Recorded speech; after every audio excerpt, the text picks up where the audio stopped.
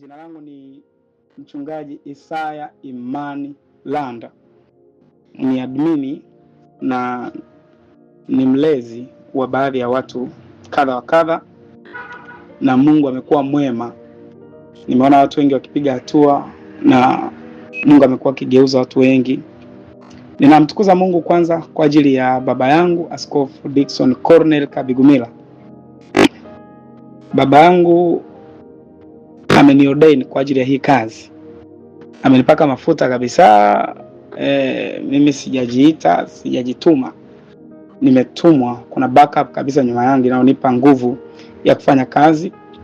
Lakini pia mtumishi wa Mungu Pastor Nicholas Chiduo, mchungaji wangu kiongozi, ni mtu pia ambaye ana backup kazi hii njema ya Mungu ambayo ninaifanya. Kwa hiyo ninamtukuza Mungu kwa ajili ya hii siku ya leo ambayo ninaamini maisha yetu yanaenda kugeuzwa na tunaenda kumuona Mungu kwa hatua nyingine. Kabla hatujaendelea sana, nataka tuombe ombi moja hapa. Roho Mtakatifu alinipa wakati naomba leo ni wakati namuomba Mungu, Roho Mtakatifu akanikumbusha jambo moja na akanipa hili ombi. Hili ombi linasema: Mungu, nisaidie kujua kila ninachopaswa kujua kwenye huu wakati, ili nitimize kusudi lako kwa ukamilifu na utukufu. Nisaidie kujua kila ninachopaswa kujua kwenye huu wakati, ili nitimize kusudi lako kwa uaminifu. Kusudi linatimizwa, upana wa kutimia kwa kusudi unategemea upana wa ufahamu ulionao kwenye hilo kusudi. Na ndio maana ili Mungu akupeleke mbali kwenye kitu unachotumika, atakachokuwa anafanya ni kukuongezea siri, ni kukuongezea ufunuo. Maana kuna mambo kadri unavyojua ndivyo unavyo expand, ndivyo unavyopata uwezo mkubwa wa kumanyuva kwenye hicho kitu ambacho Mungu amekuitia. Tuna watu wengi leo ambao wanajutia na wanasema, mimi ningekuwa enzi zako, ningejuaga haya mapema, nisingekuwa hapa. Sipendi haya maneno yakawe fungu letu, wala sitaki haya maneno yakawe fungu lako katika jina la Yesu. Unaweza kuwasha mic yako na useme, hayatakuwa fungu langu katika jina la Yesu. Hayatakuwa fungu langu katika jina la Yesu. Yes. Hamna kitu kibaya kama kujuta. Maandiko kwenye kitabu cha Zaburi sura 90 mstari wa 12 anasema, Bwana utujulishe hesabu ya siku zetu, tujipatie moyo wa hekima. Anasema utujulishe hesabu ya siku zetu, tujipatie moyo wa hekima. So kumbe kuna uhusiano kati ya hekima na siku ambazo mtu anazo. Kwa matumizi ya hekima kwenye hizo siku ndio yanayopelekea ukamilifu wa mtu kwenye kusudi lake. Ukumbuke kila kusudi liko on time. Kuna muda. Kuna mambo usipoyajua kwenye ujana yatakupa shida baadaye.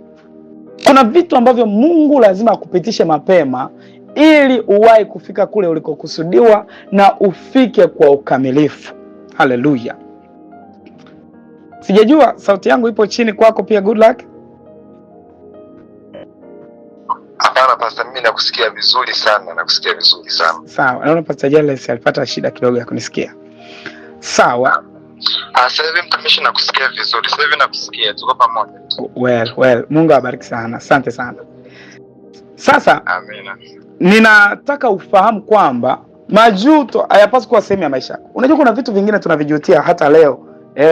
Unajutia kabisa, unasema light ningejuaga mapema, nisingekuwa hapa. Sasa ninatamani usijute tena. Ikiwezekana haya maombi yaondoe majuto kabisa, kwa sababu inawezekana Mungu hapendi kutuhuzunisha. Kitabu cha Maombolezo sura ya 3 kuanzia mstari wa 20 anasema Mungu hapendi kuwahuzunisha wanadamu. Maana yake ni kwamba kuna uwezekano kabisa usije ukahuzunika kabisa. Lakini pia kama sio hivyo, Mungu apunguze majuto yasiyokuwa na lazima. Ni kweli kwamba tunaweza kujua mambo mengi, tunaweza kujua mambo yote, lakini ukamilifu wa kazi yetu, sisi ni mafounders. Tunaweza kusema sisi ni watangulizi wa watu wengine. Kwa kuna vitu ambavyo tutavifanya na wengine watakuja kuvifanya baadaye. Lakini sasa kuna vitu ambavyo tunatakiwa tuvifanye sisi, ambapo tusipokuwa na ufahamu hatutavifanya. Kwa hiyo ninataka ukamuombe Mungu hili ombi. tukamwombe Mungu ili ombi. Unaweza ukawasha maiki yako kama una nafasi nzuri ya kufanya hivyo, alafu mwambie Mungu, nisaidie.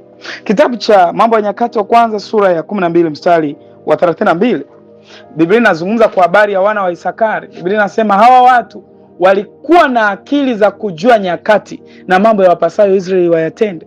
Unaweza kuwa na akili ya kujua nyakati na mambo yanayokupasa wewe uyatende. Hebu naomba ukaombe kwa muda wa dakika 5 umwombe Mungu mpaka dakika 15 tutakuwa tumeshamwomba Mungu. Ninaomba uwashe maiki yako na uanze kumwomba Mungu, uanze kuomba mbele za Mungu.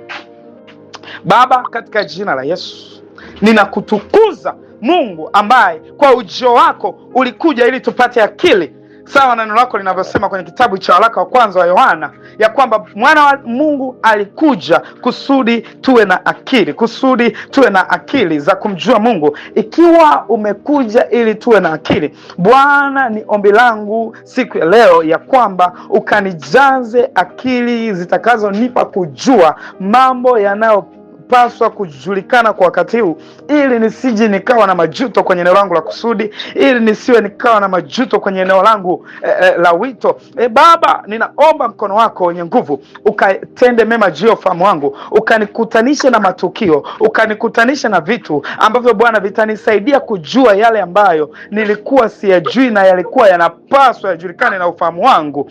Baba, ikiwezekana hata kwenye ibada ya leo nipe kujua jambo ambalo nikilijua litageuza jumla maisha yangu na litanifanya nione mwelekeo mpya, litaniondolea majuto yaliyoko mbele yangu katika jina la Yesu Kristo. Baba, ninaomba ufahamu wangu ukakujue, ufahamu wangu ukadake mambo rohoni. Roho Mtakatifu, wewe huwa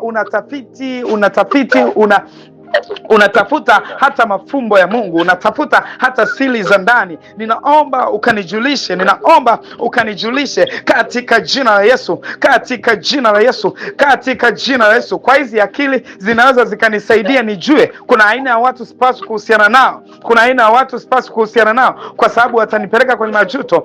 Aina hii ya akili itanisaidia nijue ya kwamba kuna aina ya vitu sipaswi kufanya. Ujinga hautaniongoza kwenye giza, hautanipoteza. Wewe Bwana umesema kwenye neno lako ya kwamba una uwezo wa kumuonesha mtu njia anayopaswa kuiendea. Kwenye Zaburi 32 mstari wa 8 unaweza kumuonesha mtu njia anayopaswa kuiendea. Zaidi ya yote, katika kuiendea hiyo njia, jicho lako linaweza likaendelea kumtazama ili asipotee. Katika uso wako sisi tunapata nuru. Tunajua kwamba kadri jinsi unavyomtazama, ambapo jicho lako linamtazama huyo mtu, anakuwa na nuru kwenye hilo eneo, huyo mtu anakuwa na nuru kwenye hilo eneo, katika jina la Yesu Kristo. Katika jina la Yesu Kristo. Bwana Yesu, niko mahali hapa. Bwana Yesu, niko mahali hapa. Bwana Yesu, niko mahali hapa. Sisi tuko mahali hapa, mimi na watumishi wako hawa tuko mahali hapa. Bwana, tunaomba mkono wako, tunaomba uwezesho wako. Roho Mtakatifu unayetoa akili kwa watu wako, tunaomba ukatupe akili katika jina la Yesu Kristo. Make bradiba ushata legera bragilo basata lebrogisko vradia mandele gidabashe lebrogisko vrante bradia mandele giskovida me ita acre ida brashovre ida brakeskovida cara da bascoto bradia lebro sevil na monda la gida bausha elige predigesco to bradia la palagisco brate lizova lebrogida bakuske brante belagida banze mankada bagisco brate veladisha legrede baguske rabrada baushara gida ba kate lebrogida bragide geske bradia lebro shata lebro sadiboya eligeda bakisco prade belemonta mankada brade gesco bradia baushata. Bwana, utupe akili. Kila mmoja aliyeko hapa Baba akakushukuru kwa ajili ya mambo fulani ambayo ameyajua mapema. Kuanzia leo akili yake itakuwa na uwezo wa kudaka mambo anayopaswa kuyajua. Akili yake itakuwa na uwezo, muwezeshe kujua, mpe uwezo wa kujua. Ikiwa ni kwa kusoma vitabu Baba, uweka huo uwezo wa kujua. Ikiwa ni kwa kujifunza, uweka huo uwezo wa kujua. Ikiwa Baba ni kwa namna yoyote ambayo itatusaidia kujua, ikiwa ni kwa uzoefu, kabla sijachelewa Baba, nisije nikasema ningalijua. Sitaki sitaki kusema hiyo kauli yenye majuto. Ninataka Bwana nikakutukuze. Libro gira bashandele gira baskove lebra gira gesko pradia boshavra kitale brosiva makabra de gesko tobradia legede bragis katabradia boshante makebra de gesko bradia lebro shata la gira basko vradia makara bragida bragisko vradia bashara brade gesko rovradia matara brade gesko brade gesko bradia boshara bragida matara brade gesko brade boshara bara meli brogiska da bradia lekida basko bradia katika jina la Yesu Kristo. Katika jina la Yesu Kristo, utukufu na heshima vina wewe, uweza mamlaka vina wewe. Tunakutukuza Bwana, wewe ndiye Mungu utupaye akili, wewe ndiye Mungu utupaye akili, wewe ndiye Mungu unayetupa ufahamu, wewe ndiye Mungu unayetupa ufahamu. Katika jina la Yesu, katika jina la Yesu tumeomba na imekuwa. Sema amen. Sawa, nataka tuende sasa kudive kwenye neno la Mungu. Tutembelee neno la Mungu, tujifunze kile ambacho Roho Mtakatifu alinipa msukumo wa kukifafanusha kwenye hii siku ya leo. Tumeanza na seminar, of course siwezi kusema ni seminar, lakini tumeanza na mfululizo wa ibada ambazo nafikiri kadri Mungu atakavyokuwa na nafasi tutakuwa tunachambua mada mbalimbali, lakini kwa wiki hii tutakuwa na mada inayosema hekima za maandiko, scriptural wisdom. Ninatamani kila mmoja aanze kuielewa Biblia na kila mmoja arudi kwenye neno la Mungu, kwa sababu dunia ina maoni mengi. Usipokuwa na chanzo chenye msimamo cha kukisikiliza, utapeperushwa na kila upepo wa ulimwengu. Mtu ambaye amekosa maarifa ya neno ni mtu aliyekosa mizizi. Ni mtu aliyekosa mizizi. He is not rooted. He is not rooted. He is not rooted. Anaweza kuchukuliwa na upepo wote. Na ndio maana neno la Mungu ni moja kati ya misingi ya imani yetu. Ni moja kati ya misingi ya imani yetu. Ni moja kati ya misingi ya imani yetu. Kitabu cha Mathayo sura ile ya 7 mstari wa 24, Biblia inasema ya kwamba Yesu anasema kwamba mtu yule ayasikiaye maneno yangu na kuyashika atafananishwa na mtu mwenye hekima aliyejenga nyumba yake juu ya msingi. Mawimbi yakaja juu ya mwamba. Alijenga msingi wake juu ya mwamba, mawimbi yakaja, mvua zikaja, zikaipiga ile nyumba isianguke, kwa kuwa imejengwa juu ya msingi. Maisha yako yanaweza kujengwa juu ya msingi endapo utakuwa mtu wa kuyasikiliza na kuyajua maneno ya Mungu.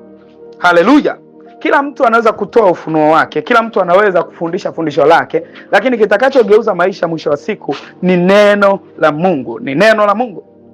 Kitabu cha Timotheo wa pili sura ya 3 mstari wa 16 anasema kwamba kila andiko lenye pumzi ya Mungu lafaa kwa mafundisho na kwa kuwaadibisha watu na makosa yao. Kila andiko lenye pumzi ya Mungu lafaa kwa mafundisho na kwa kuwaadibisha watu makosa yao. Kwa kuwaadibisha watu makosa yao. Maana ndani ya maandiko sio tu kwamba kuna mistari myeupe na myeusi. No. Ndani ya maandiko ya Biblia takatifu, kuna pumzi ya Mungu, kuna pumzi ya Mungu. Na unajua kama andiko limetiwa pumzi ya Mungu ni pale unapolikuta limeandikwa kwenye neno la Mungu.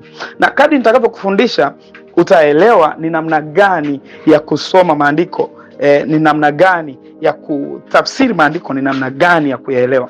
Nikupe siri, unaweza kusoma vitabu vyote. Leo tuna kizazi cha watu ambao wanasikiliza mahubiri, tuna kizazi cha watu ambao wanasoma vitabu vya watu wengine, lakini they don't read the Bible. They don't read the Bible. Unajiuliza kwa nini nguvu za Mungu ni chache kwenye kizazi chetu? Ni kwa sababu hakuna watu wanaosoma neno la Mungu. Biblia kwenye kitabu cha Ibrania sura ya 4 mstari wa 12 anasema ya kwamba Mariko anasema ya kwamba neno la Mungu lina nguvu, li hai, lina nguvu, ni kama upanga ukatao kuwili, riboshata, ni kama upanga unaokata kuwili, ndani yake lina nguvu. Kwa mtu yeyote anayetaka kuencounter nguvu za Mungu lazima akae kwenye neno la Mungu, Nikupe siri, dunia yetu ina wingi wa garbages ni zile takataka nyingi, yani takataka ziko za kutosha. Na ndio maana ulimwengu wetu, Biblia inasema maarifa yataongezeka. Moja kati ya kitu ambacho kinaathiri usomaji wa watu wa Biblia, kwa nini watu wengi wa appetite ya Biblia inapungua? Ni kwa sababu wako kwenye kizazi cha taarifa nyingi. Lakini ukirudi zamani kwa wazee wetu ambao hakukuwa na mitandao ya kijamii, hakukuwa na Facebook, hakukuwa na Instagram, wale wazee walikuwa wanasoma Biblia, wanalitazama kama neno la Mungu, wanaiheshimu kama neno la Mungu. watu kama akina D.L. Moody, watu kama akina John Wesley, watu wa zamani hao, watu kama akina Moses Krola, hata akaunti Facebook walikuwa hawana. Watu kama hao walipunguza garbages. Nikupe siri, kama hauna ulazima wa kuwa mtandaoni, ni vizuri siwe mtandaoni. Na kama najua hujaitwa huko, ninakushauri usikae huko. Kwani kwa sababu maisha ya watu wengi yamekosa mwelekeo, kwa sababu zile taarifa zimekuwa zinachukua nafasi ya taarifa ambazo watu walipaswa wazisikie. Kwa hiyo kama kuna kitu cha kukitafuta, kuna kitu cha kukijua, nikwambie tu, ili hichi kizazi chetu kipate uamsho ambao haukuwahi kuwepo huko nyuma, ule uamsho wa siku za mwisho. Tusiporudi kwenye neno, tayari tumeshakamatwa. Tuna wahubiri wengi, tuna watu wengi wanaofundisha, tuna manabii wengi wanaotabiri, lakini nikupe siri, kwenye hayo yote hakuna kitu ambacho kinaweza kusimama kama msingi wa imani yetu. Msingi wa imani yetu ni maandiko matakatifu. Maandiko matakatifu. Kwa kitabu cha Timotheo sura ya 1, nafikiri mstari wa 7, anasema najua tangu utoto umeyafahamu maandiko matakatifu ambayo yaweza kukuhekimisha. So ni maandiko matakatifu. Ni maandiko. I love the scripture. I love scriptures. Mahali fulani kwenye kitabu cha Yohana anasema kwamba I'm finding the verse, anasema kwamba mwapotea kwa kuwa hamyajui maandiko wala uweza wa Mungu. Watu hawapotei kwa sababu hawajasikiliza mahubiri. Hawapotei kwa sababu hawajasoma vitabu. Hawapotei kwa sababu hawana nabii. Sababu kubwa moja hapo ni wanapotea kwa sababu hawayajui maandiko, na hakuna maandiko yanayojisoma. Kwa hiyo ili wewe uyajue, lazima ulipe gharama ya kusoma. Ulipe gharama ya kusoma Biblia. Watu wa Mungu, niwape siri, mimi kwenye mtembe wangu na Mungu, rafiki zangu, watumishi wa Mungu wazuri, niwape siri muhimu sana. Kwenye kutembea kwangu na Mungu, mimi leo ni mtumishi wa Mungu, namtumikia, sijafika na wala sijaanza safari, lakini nimejaribu kwenda kwenye kiwango ambacho naweza nikakuambukiza kidogo shauku ya kuanza kutembea na Mungu. Mimi nimegundua siri ya nguvu ipo kwenye Biblia. Siri ya nguvu ipo kwenye Biblia. Siri ya nguvu za Mungu ipo kwenye Biblia na kulitafakari neno. Haswa, hicho ni moja kati ya kitu ambacho mimi kwangu kimekuwa na nguvu sana. Mwanzoni wakati nimeokoka zamani sana, of course nimezaliwa kwenye familia ya watu waliookoka. Baba yangu ni mchungaji. Na sasa kipindi hicho nilikuwa nina shauku ya kuhusiana na Roho Mtakatifu. Nimekaa sana na Roho Mtakatifu. Sasa kipindi hicho, moja kati ya mambo ambayo yalinifanya ni mu-experience Mungu tofauti ni Biblia. Mimi nilianza kuisoma Biblia nadhani nikiwa darasa la 3. Nimeisoma mpaka namaliza darasa la 7, nafikiri nilikuwa nishaimaliza. Nilikuwa nishasoma mara kadhaa, mara nyingi sana. Kadri ninavyoendelea nilikuwa nimeshaisoma sana. Moja kati ya kitu kilianza kuibuka ndani yangu ni moyo wa ibada. Mimi sikufundishwaga maombi na umuhimu wake. Nilikuwa tu nimeelezewa umuhimu wa ibada. Kwa hiyo mimi nilikuwa mtu wa kuabudu sana. Nikaanza kushangaa macho yangu yanafunguka. Mimi nikiwa mdogo, hata wazazi wangu na watu walionizunguka walikuwa wananijua mimi ni nabii wa Mungu. And I was accurate. Na sio kwamba ni kitu ambacho nilikuwa najisifia. Yaani mimi nikitabiri hata mwenyewe nilikuwa sijui kama nimetabiri. Kwa sababu mimi nilikuwa sio mtu wa kutembea nje. Mimi nilikuwa nakaa peke yangu ndani. Asubuhi mpaka jioni nimekaa na Biblia. Nikikaa mle ndani, unaweza kadhani labda sijui mambo yanayoendelea huko nje. Nikitoka ndani nikakutana hata na mtu, naweza nikaongea naye mpaka namaliza. Ndio niko nashangaa tu, watu wananishangaa, watu wananiogopa. Mimi sikuwahi kujua hayo mambo. Lakini naweza nikawaambia ndugu zangu, siri ipo kwenye Biblia.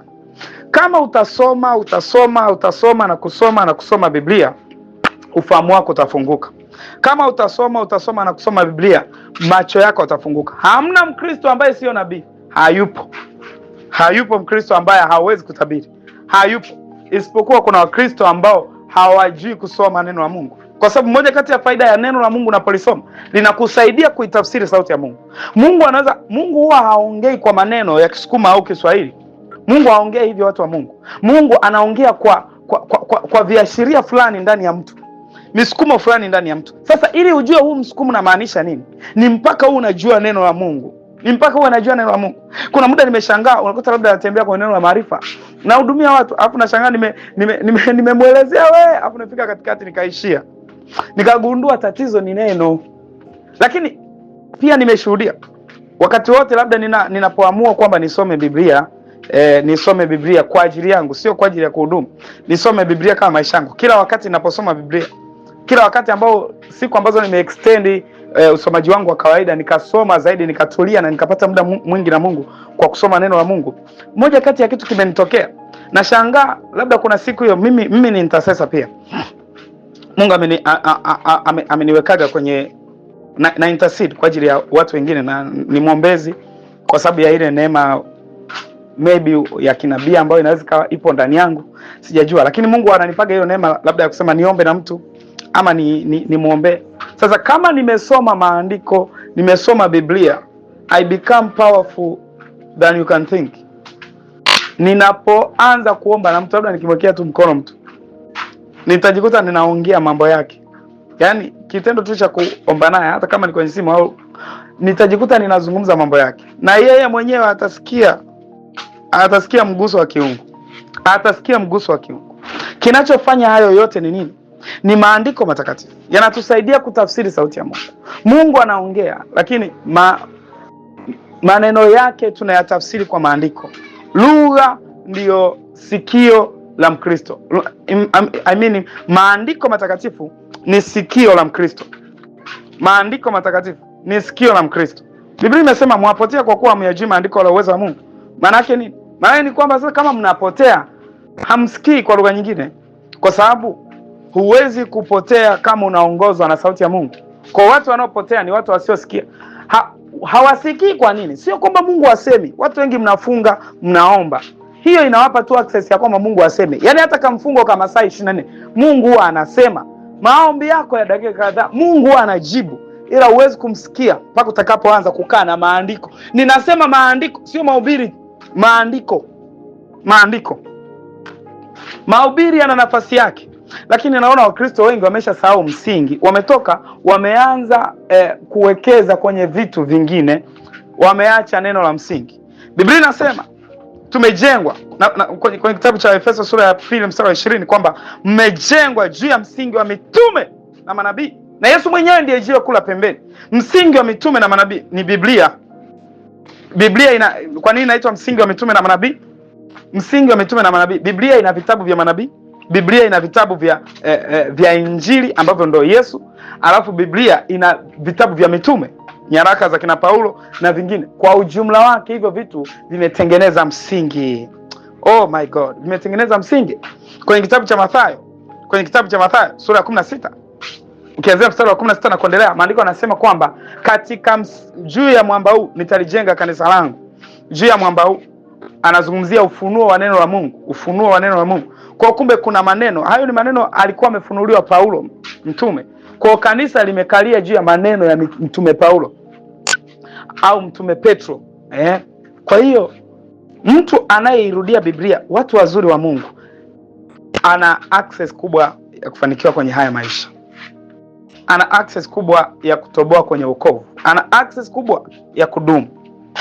Haijalishi ni binti, haijalishi ni mwanaume au ni kijana. Tuirudie Biblia. Hebu sema tuirudie Biblia. Washa mic yako nikusikie. Kama upo hapo unanisikia, washa nikusikie. Sema tuirudie Biblia.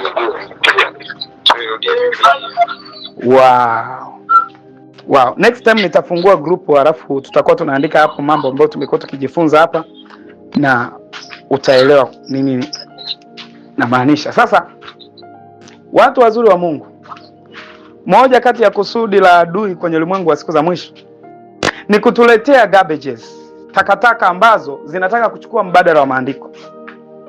Niko tu kwenye utangulizi wa Biblia ni nini, lakini nataka tu nikuwekee uzito wa kwa nini uwe na shauku ya kusikiliza ninachokwambia.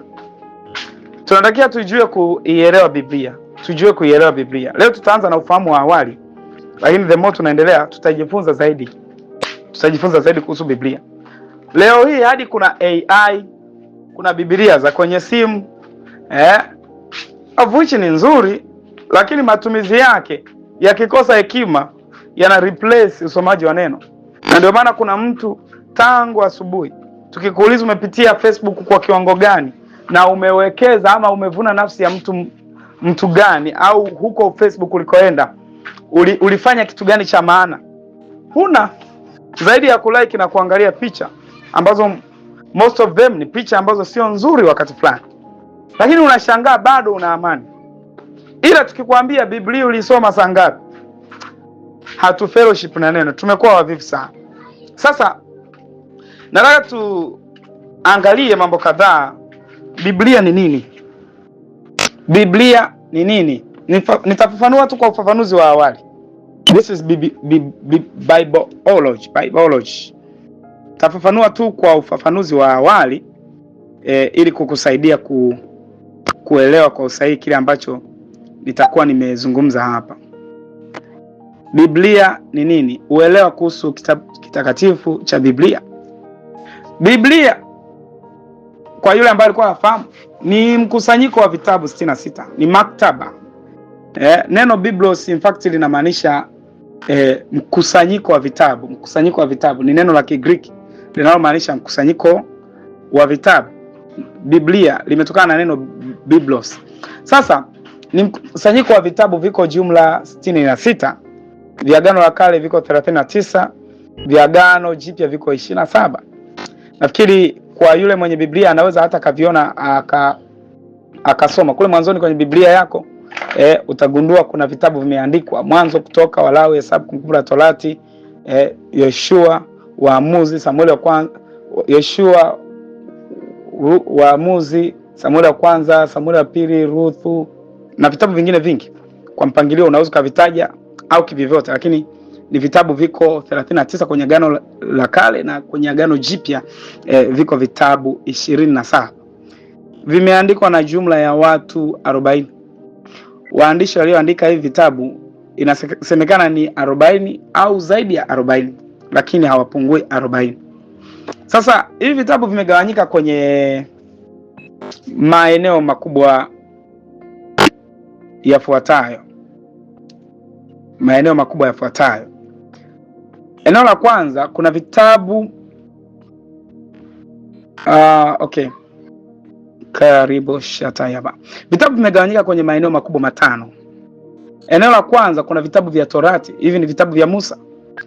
Eneo la pili ni vitabu vya historia. Sasa nikutajie vitabu vya Torati, kuna kile cha Mwanzo, Kutoka, Mambo ya Walawi, Hesabu, Kumbukumbu la Torati pia. Mambo haya nafikiri ulishajifunza kwenye Sunday School, sitaelezea sana, lakini kuna vitabu vya historia ambavyo viko 12. Kuna vitabu vya mashairi au vitabu vya nyimbo. Hivi viko kuna Ayubu, Zaburi, Mithali, Mhubiri, Wimbo Ulio Bora. Hivyo ndio vitabu vya mashairi. Kuna vitabu vya manabii wakuu. Sasa watu wengi wanachanganya kwamba kwa nini wanaitwa manabii wakuu.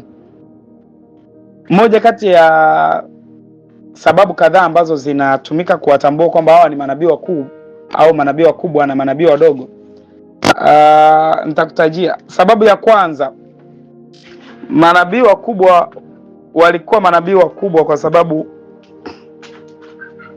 sababu kadhaa.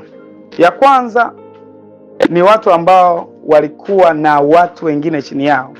Yaani ni manabii ambao walikuwa wana train wengine.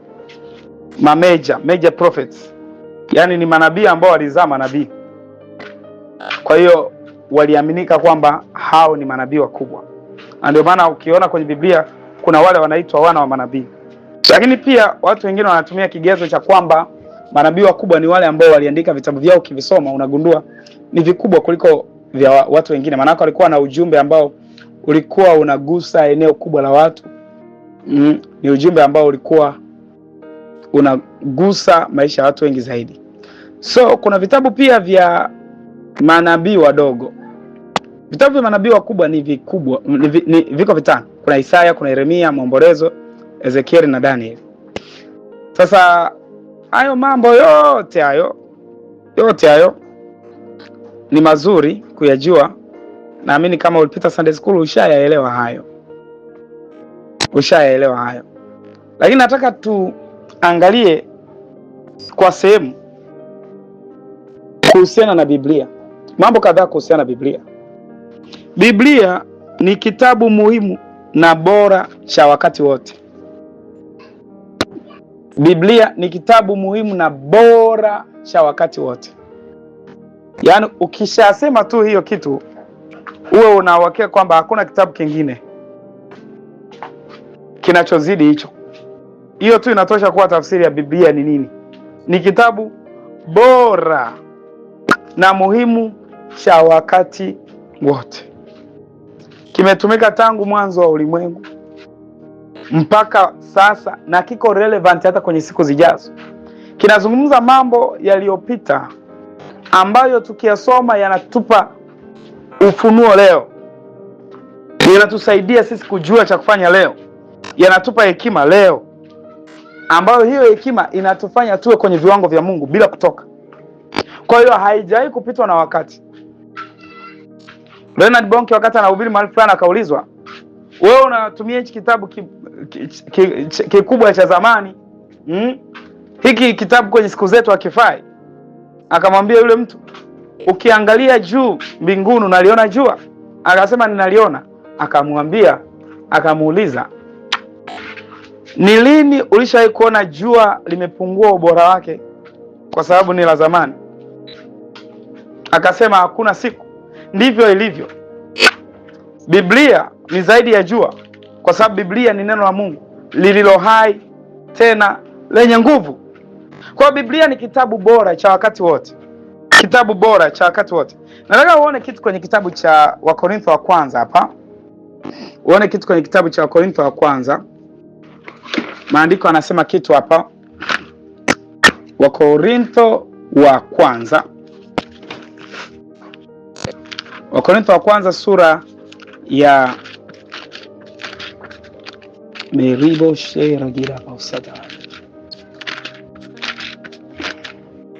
Wakorintho wa kwanza sura ya 10 mstari wa 11. Biblia inasema, basi mambo hayo yaliwapata wao kwa jinsi ya mifano, yakaandikwa ili kutuonya sisi tuliofikiriwa na miisho ya zamani. Maandiko matakatifu yanaeleza habari za mambo ambayo yamebeba maonyo kwa ajili yetu sisi wa kizazi hiki. Kwa lugha nyingine, Biblia ni akiba ya hekima. Biblia ni akiba ya hekima. Biblia ni akiba ya hekima kwa ajili ya siku za usoni, kwa ajili ya siku za usoni. Biblia ni akiba ya hekima. Mtu ambaye anaweza kuielewa Biblia, mwenye uwezo wa kuhifadhi Biblia, ni mtu ambaye ana future, ni mtu ambaye ana future.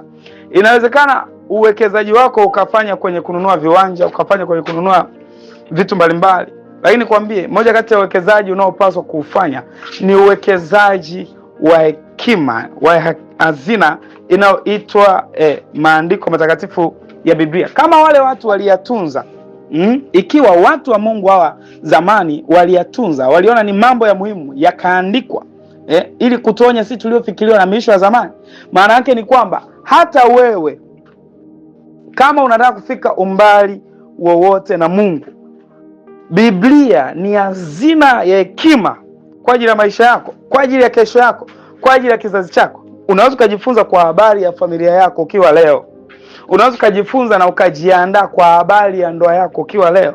Unaweza kujifunza na ukajiandaa kwa habari ya mambo yote unayotarajia kuwa kwenye maisha yako ukiwa leo, lakini ni kupitia kusoma Biblia. Moja kati ya kitu ambacho nimeprove kwa muda mrefu ni kwamba Biblia inaongeza IQ ya mtu, inaongeza ufahamu wa mtu, inaongeza akili za mtu. Mtu anayesoma Biblia anakuwa mbele ya muda, anakuwa mbele ya umri wa kawaida, anakuwa anapita hata wengine. Mtu anayesoma Biblia akili yake inakuwa mbele ya nyakati. Imagine kitabu hiki kimeandikwa miaka 1500, kwenye muda wa miaka 1500. Kimekuwa composed kwa muda wa miaka hiyo yote, na mpaka leo yet kiko relevant. Kinaweza kikatatua tatizo la mtu leo. Ni kuhakikishia kwamba njia mojawapo ya kutatua matatizo ambayo hujayafikia ni kusoma Biblia na kuyahifadhi maneno yake. Ikiwa Mungu aliona kwamba hichi kizazi cha mwisho kinahitaji maonyo, akaandika kwenye maandiko matakatifu, kuna aina ya mambo hutakutana nayo kwenye maisha yako. My God, I'm sorry. Sawa. Kuna aina ya mambo hutakutana nayo kama majuto kwenye maisha yako kama Biblia utakuwa umeiwekea msimamo. Kama utakuwa umeiwekea msimamo. Karibuni sana watu wazuri wa Mungu. Tumeanza tunaelekea dakika 40 sasa tangu tulipoanza. Na ninaamini Mungu bado ataendelea kukubariki na kukusaidia. Sasa, unaweza kuona kwamba ninazungumza kwamba Biblia ni kitabu muhimu cha wakati wote. It's the important book of all times. Of all times. Maneno yake yamewafaa watu wa miaka iliyopita. Maneno yake yanatufaa watu wa nyakati tulizopo. Yanawafaa hata watoto wetu. Yanafaa hata vitu vyetu ambavyo havijazaliwa bado. Kwa hiyo kitabu cha Biblia ni kitabu bora na muhimu cha wakati wote. Maandiko kwenye kitabu cha Mathayo sura 24 mstari wa 35, Marko sura ya 3 mstari wa 31, Marko 13:31, Luka 21:33. Maandiko yanazungumza kitu kile kile kwamba dunia na vitu vyake vyote vitapita, lakini maneno ya Mungu hayatapita kamwe. Hayatapita kamwe. Na moja kati ya kitu maandiko ya Biblia yamebeba ni utimilifu wa ahadi za Mungu. Biblia zaidi ya kuwa kitabu cha hazina ya hekima, Biblia ni kitabu cha utimilifu. Naweza kusema kwamba mtu ambaye ana kitu kinaitwa ana ile check au ana hati ya nyumba, anakuwa na uhakika kwamba ana nyumba. Na mtu ambaye ana neno la Mungu, ana maandiko aliyoyaamini ndani yake, ana uhakika wa kile alichokiamini kutoka kwenye hilo neno. Ana uhakika, yani sio swala la mapendekezo, sio maoni.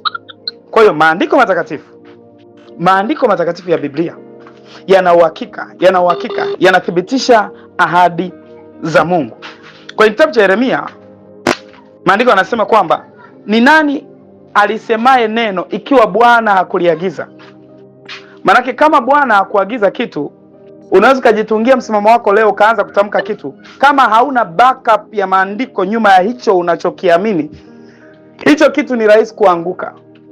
Hicho kitu ni rahisi kufeli. Na ndio maana unashangaa mtu anaweza akajenga imani kwenye jambo fulani, lakini mwisho wa siku pia akaanguka kwenye ile imani, akawa haendelee tena kuamini. Kwa nini? Hana maandiko nyuma yake. Watu wa Mungu, ninarudia tena, turudi kwenye kuisoma Biblia. Dunia ya sasa imeweka garbages nyingi, takataka nyingi, ili kutuondolea appetite ya neno la Mungu. Kuna mitandao ya kijamii, kuna vitu vingi ambavyo unaweza kuzunguka huko na ukashangaa siku yako imeishia hivyo. Wazee wetu walioleta uamsho kwenye dunia hii, walioleta uamsho na wokovu ambao tunao mpaka leo, walikuwa hawana mitandao hiyo ya kijamii, walikuwa hawana hivyo vitu, lakini walitengeneza impact ambayo mpaka leo haijawahi kusahaulika. Watu kama akina Smith Wigglesworth, hawa ndugu walifanya mambo ya ajabu. Akina Moses Kulola, watu kama akina Petro Sanju wa kule Mbeya, walifanya mambo ya ajabu kiasi kwamba hatuwezi tukasahau leo. Wana alama zinazoishi. Makanisa walioanzisha yanadumu, lakini leo kuna makanisa yanaanza yanakufa. Kwa nini? Msingi wake haukutokana na maandiko matakatifu. Kwa hiyo turudi kwenye maandiko ya Biblia. Leo hadi kuna AI, kuna ChatGPT. Mtu akitaka labda andiko kwa ajili ya jambo fulani, anaingia huko anaitafuta. Lakini Biblia hatutaki kuisoma. Ninatamani ya kwamba uwe na shauku ya kuhusiana moja kwa moja na maandiko matakatifu. Uwe na shauku ya kuhusiana moja kwa moja na maandiko matakatifu. Tuwe na shauku ya kuhusiana moja kwa moja na maandiko matakatifu ili yageuze maisha yetu. Sasa pointi nyingine ni kwamba Biblia ni kitabu cha kuaminika. Biblia ni kitabu cha kuaminika kuliko vitabu vingine vyote. Biblia ni kitabu cha kuaminika kuliko vitabu vingine vyote. Unaweza kutilia mashaka vitabu vingine, lakini huwezi kutilia mashaka Biblia. Na ndio maana inafaa kuwa reference ya kila kitabu chochote chenye usahihi. Na ndio maana unaona kwa mfano mtu akijaribu kuandika kitabu chake anatoa rejea ya Biblia. Kwa nini? Kwa sababu Biblia inaaminika. Yaani Biblia ndio mwisho wa maswali. Ndio mwisho wa maswali. Mtu anaweza kuzungumza maelezo yake yote akaandika alivyoandika, lakini mwisho wa siku kama kuna ukakasi mahali, huo ukakasi unaweza ukawa suluhisho la Biblia. Maana Biblia ndo baba wa vitabu vingine. Yeye ndo anaweza kusuluhisha maswali mengine yote unayojiuliza kuhusiana na vitabu vingine mbalimbali. Sasa kwenye kitabu cha Timotheo, kitabu cha Warumi sura ya 3 mstari wa 4, Biblia inasema kwamba, Biblia inasema, naomba nikusomea hapo. Kitabu cha Luka cha Warumi, Warumi sura ya 3 mstari wa 4. Warumi sura ya 3 mstari wa 4, maandiko matakatifu yanasema hivi. Yanasema, hasha, Mungu aonekane kuwa amini na kila mtu mwongo, kama ilivyoandikwa, ili ujulikane kuwa una haki katika maneno yake, maneno yako ukashinde uingiapo katika hukumu. Sasa kama maandiko matakatifu ni maneno ya Mungu, yalivuviwa na Mungu, Mungu huyu wa kuaminika aliyeyavuvia maandiko haya yana kila sababu ya kuaminika kwa ajili ya maeneo yote ya maisha yetu. Kwa hiyo mwisho wa discussion zote ni kwenye maandiko. Nimeshajifunza, kwa sababu Biblia ni kitabu cha kuaminika na kutumainika, nimeshajifunza kiasi kwamba mtu anaweza kanicorrect nikajaribu kushindana, lakini inapofika kwenye pointi akanielekeza kwa muktadha wa neno la Mungu linavyosema, ubishi wangu inabidi uishie hapo. Maandiko yanaweza kumaliza kila mjadala. Kwa hiyo unapaswa kuyarudia maandiko. Biblia ni kitabu cha kuaminika. Nikupe andiko lingine. Kitabu cha Hesabu sura ya 23 mstari wa 19. Maandiko yanasema Mungu si mwanadamu hata aseme uongo. Maana yake kila alichokisema tunapaswa kukiamini kwa sababu ni kweli. Yaani ni kweli ambao haina upungufu ndani yake. Ni kitabu cha kuaminika. Ni kitabu cha kuaminika. Ni kitabu cha kuaminika. Kwa Timotheo wa pili sura ya 3 mstari wa 16, maandiko yanasema kila andiko lenye pumzi ya Mungu lafaa kwa mafundisho na kwa kuwaonya watu na makosa yao. Kila andiko lenye pumzi ya Mungu lafaa kwa mafundisho na kwa kuadibisha watu na kuwaonya katika makosa yao. Moja kati ya kitu ambacho relevance yake haitapotezwa na muda, haitapotezwa na chochote, ni Biblia. Maandiko matakatifu ya Biblia hayawezi kupoteza relevance. Kila wakati yanabaki kuwa ya muhimu kwa ajili ya maisha yetu. Wito wa Roho Mtakatifu kwa kila mmoja ni kwamba garbages ziko nyingi, takataka na maanisha vitu ambavyo sio neno, vitu ambavyo sio havitokani na kile Mungu ambacho amekisema. Hivyo vitu viko vingi sana kwenye kizazi chetu. Na hivyo ndio vitu vinavyochelewesha uamsho. Kama tutataka uamsho wa kweli, moja kati ya kitu ambacho tutakifanya ni kulirudia neno la Mungu. Ni kulirudia neno la Mungu. Mwanzoni nilieleza, kwa yule ambaye hakuwepo basi atarudia kutafuta kwenye audio nitakao kuwa nimetuma, na mwingine anaweza kaangalia kule YouTube atakutana na hii kitu. Nimeelekeza mwanzoni umuhimu wa hili neno la Mungu. Linatufanya tuhusiane kwa ukaribu zaidi na Mungu. Linafanya Mungu utu wake uwe na kutano la moja kwa moja na utu wetu. Na kwa yule mtu ambaye anataka kuwa na encounter na Mungu, moja kati ya kitu kitakupa wepesi kwenye encounter na Mungu ni kukutana kwanza na neno la Mungu. Usipo encounter na neno la Mungu, unaweza ka encounter na kitu chochote ambacho sio neno na ukadhani ni neno la Mungu, ukaamini kwenye hicho. Biblia inasema kwenye kitabu cha Warumi sura 16 mstari wa 17, anasema kwa maana sionei haya Injili, kwa sababu ni uweza wa Mungu uletao wokovu kwa kila aaminie, kwa Myahudi kwanza na kwa Myunani pia, kwa maana haki ya Mungu inadhihirishwa ndani yake toka imani hata imani, kama ilivyoandikwa, mwenye haki ataishi kwa imani. Kwa mtu ambaye amekosa haya maneno ya Mungu, ambayo in fact ni maneno ya Injili, ni mtu ambaye amekosa uwezo wa Mungu. Unataka kutembea katika uwezo wa Mungu, unataka kutembea katika haki ya Mungu, make sure you stay with the word of God. You stay with the word of God. Moja kati ya kazi maandiko matakatifu yatafanya ni lift up kutoka kwenye ukawaida, yanakupeleka kwenye kiwango cha ukuu. Kwa sababu ili uwe mkuu ni lazima uwaze kama wakuu. Na moja kati ya tabia ya neno la Mungu, ama neno la Mungu ambalo ndio huwa linatufunulia mawazo ya Mungu, ambao ni maandiko matakatifu, kwenye Isaya 5 mstari wa 8 anasema mawazo yangu si mawazo yenu, wala njia zangu si njia zenu. Ukienda mstari wa 9 anasema njia za Mungu ziko juu sana kuliko njia zetu, na mawazo yake yako juu sana kuliko mawazo yetu. Inawezekana wewe ni mtu wa kufikiri negative kwa habari ya maisha yako. You don't think well about yourself. Unaweza unajikuta ni mtu unayekata tamaa, unajiona uko chini, hauko deep kwenye jambo lolote. What you need is the word of God. When you read it, it will lift up your mind. Unaposoma itainua ufahamu wako. Kuna namna ya kufikiri, utaanza kufikiri kama Mungu. Mungu hakuwa na chochote alipoanza kuumba mbingu na nchi. Vyote vilikuwepo ndani yake. Yaani mbingu, nchi na vitu vyote havikuwa sehemu nyingine yote, vilikuwepo ndani yake. Na akafanikiwa kuvitoa. Leo sisi tunafurahia. Maana yake hata wewe hapo ulipo, ndani yako kuna viwekezo ambavyo vipo ndani yako. Ila kinachokuangusha ni kwa sababu ya namna unavyofikiri. Kinachokukwamisha ni namna unavyofikiri. Na kwa sababu unawaza kibinadamu, hauwezi kudhihirisha hazina za kiungu zilizoko ndani yako. Unachohitaji ni kurudi kwenye maandiko, ni kurudi kwenye maandiko, ni kurudi kwenye neno la Mungu. Watu wa Mungu, watu wa Mungu, narudia tena, Biblia ni kitabu muhimu. Kila mtu ambaye yuko duniani anapaswa kukiheshimu, kuyaheshimu maneno yake na kuyazingatia. Kuna mtu anajaribu kusema kwamba Biblia inanibana, lakini kimsingi naweza kusema hivi: kobe lile gamba lake halizuii uhuru wake.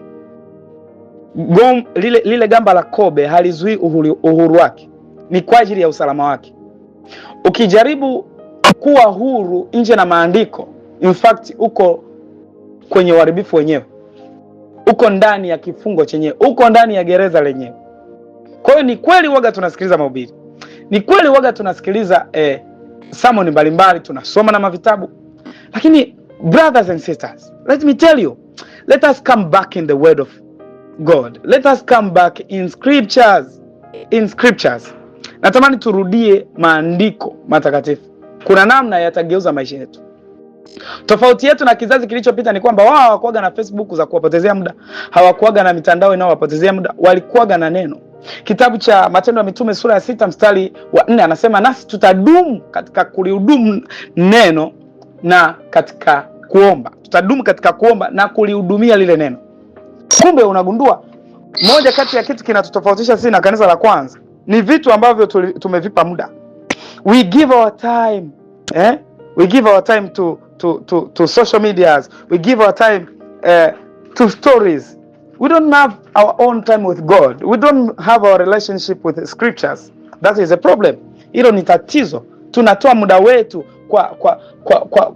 kwa mitandao ya kijamii na vitu vingine, lakini hatutoi muda wetu kwa neno la Mungu. Tunatoa muda wetu kwa wahubiri, lakini hatutoi muda wetu kwa neno la Mungu. Ni vyema tuyarudie maandiko matakatifu ili encounter ama tukutane na huu uamsho wa kweli ambao uliwahi kutokea kwenye kizazi kile cha siku za mwisho, kile kizazi cha siku za mwisho za mwanzo. Kisema siku za mwisho za mwanzo na maanisha mwanzo wa kanisa, mwanzo wa Agano Jipya. Lakini sisi ambao tuko kwenye hizi siku za mwisho, za mwishoni, ambapo tumetabiriwa kwamba tutakuwa na utukufu mkubwa kuliko ule wa kwanza kwenye biashara, tutakuwa na utukufu mkubwa kwenye masomo, tutakuwa na utukufu mkubwa kwenye siasa, tutakuwa na utukufu mkubwa kwenye kila eneo la maisha, kwenye mlima wa kiroho. Ni lazima tukubali kuyarudia maandiko. Hizi ni siri nyepesi. Inawezekana labda ungetarajia kuwepo na mafunuo fulani, mafunuo fulani yaliyogeuzwa hivi, kwa sababu kizazi chetu kinapenda kusikia mambo fulani ya kutishatisha yanayoitwa deep. Kama deep sio neno la Mungu, kama deep sio scriptures, hamna deep yenye nguvu kuliko hii. Hamna deep yenye nguvu kuliko hii hapa. Mtumishi wa Mungu Pastor Jales, can you help me to kanizimia mic yako? Tunakaribia kumaliza hapa. Sawa. Kwa hiyo moja kati ya kitu ambacho lazima tujikusanye na tukirudie ni maandiko matakatifu ya neno la Mungu. Maandiko matakatifu ya neno la Mungu. Mtumishi wa Mungu Pastor Jales, naomba uweke mic yako off. Kuna namna kuna sauti inaingiliana. Sawa. Sasa huku mwishoni nitakusudia tuombe kabla hatujafikia mwisho, hatujamaliza.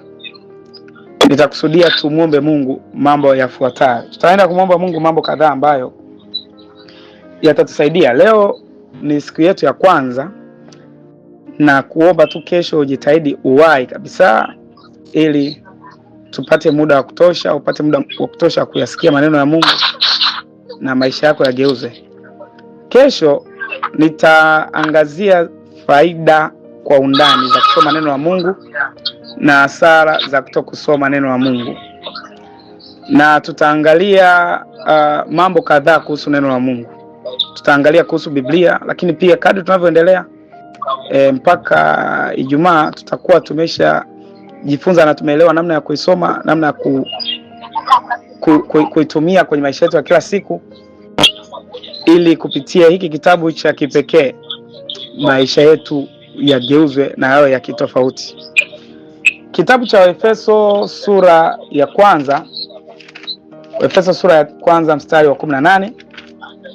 Tutaomba kutokea hapo, lakini pia tutaenda kwenye kitabu cha Zaburi sura ya 119. Sasa nataka tuanze na kitabu cha Efeso ili tuombe kutokea hapo kile kitu ambacho Mungu afanye kwetu. Tunaenda kuomba kwa ajili ya macho yetu ya ndani, macho yetu ya ndani. Kwa hizi dakika chache, kama dakika 5, tutaomba kwa ajili hiyo.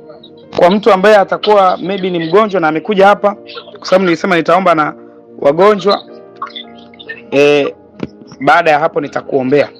Na mtu ambaye una struggle kwenye maeneo yako ya ukuaji kiroho, mifungo, maombi yanakusumbua, nitaomba pia na wewe na maisha yako yatakuwa vizuri. Mtu anayesumbuliwa labda na addiction, anasumbuliwa na dhambi ya namna yoyote, Mungu atakufungua kwa wepesi kabisa na utakuwa huru kabisa, utakuwa huru kabisa. Efeso sura ya kwanza mstari wa 18 anasema, macho ya mioyo yenu yatiwe nuru, mjue tumaini la mwito wake jinsi lilivyo, na utajiri wa utukufu wa urithi wake katika watakatifu jinsi ulivyo. Kinachokupa manufaa kwenye maandiko matakatifu sio macho ya damu na nyama. Ukisoma kwa macho yako ya kawaida unaweza kuwa unaona mistari mieupe na mieusi, ila macho yako ya moyoni, macho yako ya ndani yakitiwa nuru, kuna vitu zaidi unaweza kuona kutokea kwenye maandiko matakatifu ya neno la Mungu. Sasa ninataka tukamwombe Mungu. Nataka tukamwombe Mungu ayafungue macho yetu ya ndani, ayafungue macho yetu ya ndani. Ukisoma Biblia usione mistari mieupe na mieusi. Usione tu kuna maneno meusi na mistari mieupe.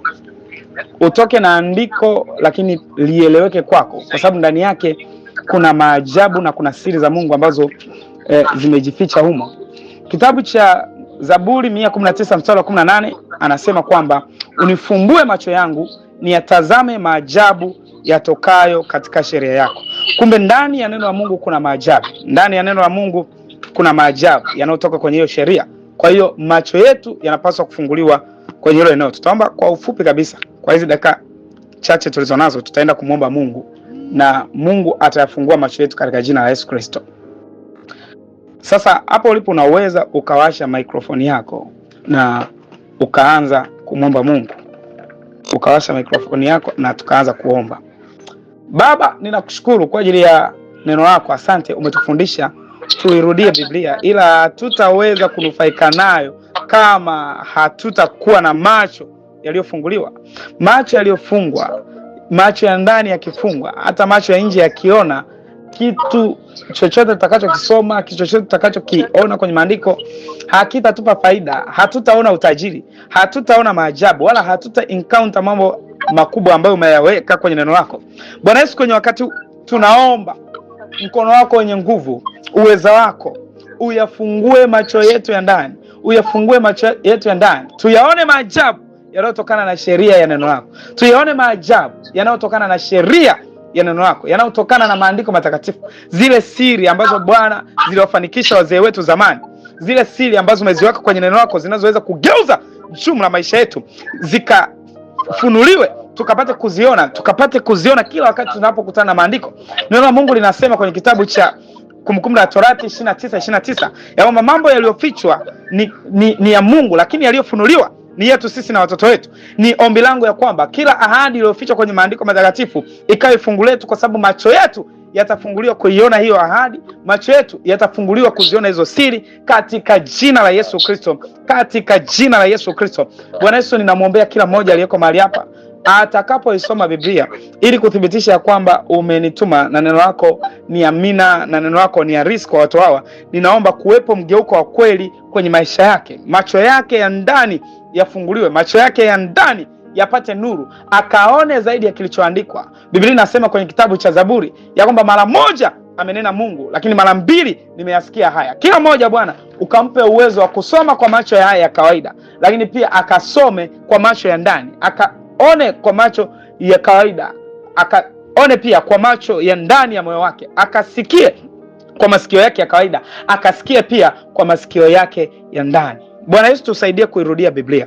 Tusaidie kuirudia Biblia. Yule mtu mmoja, wale watu wawili ambao uliwakusudia, wale watu 10 ambao uliwakusudia kupitia neno hili, maisha yao yakageuzwe katika jina la Yesu, wakafanywe imara katika neno lako, wakafanywe imara katika maandiko, na uwezo wa maandiko ukadhihirike kwenye maisha yao katika jina la Yesu Kristo. Katika jina la Yesu Kristo nimeomba nikiamini na haya yamekuwa. Amen. Amen. Mungu akubariki. Mungu akutendee mema. Na mtukuza Mungu kwa ajili ya heshima ulionayo, muda uliotoa. Sichukuli kawaida. Wewe sio mtu wa kawaida. Wewe sio mtu wa kawaida, wewe ni mtu mkuu. Kutenga ratiba yako kwa ajili ya kujifunza neno la Mungu, kutenga ratiba yako kwa ajili ya mambo ya thamani kama haya, inaonyesha ni namna gani Mungu anaweza kukuona unafaa kwa matumizi yake kwenye siku zinazokuja. Uwekezaji tutakaowekeza leo kwenye neno utageuza jumla ya maisha yetu. Uwekezaji tutakaowekeza kwenye neno la Mungu utafanya tuwe watu watofauti kwenye vizazi vinavyokuja. Ndani ya maandiko kuna roho ya Mungu, ndani ya maandiko kuna akili ya kiungu, ndani ya maandiko kuna hazina nyingi za rohoni ambazo kwa kuyasoma tu hayo maandiko tutakuwa watu bora. Mungu akubariki na akusaidie. Kesho tutakutana pia saa 12 mpaka saa 1. Tutakutana pia kwenye muda wetu ule ule. Ninaomba usikose. Mwanzoni kuna mambo ya muhimu sana ya kujifunza. Usikose. Kesho na kesho kutwa tutakuwa na hizi siku kadhaa za kujifunza hili neno la Mungu. Na unaweza kunisaidia pia kualika watu wengine. Kesho huenda tukaomba sana na tutajifunza intensively na kwa kina.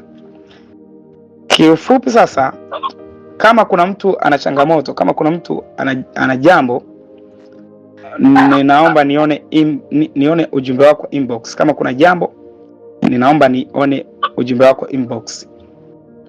Au la sivyo unaweza kaniambia hapa kama una jambo.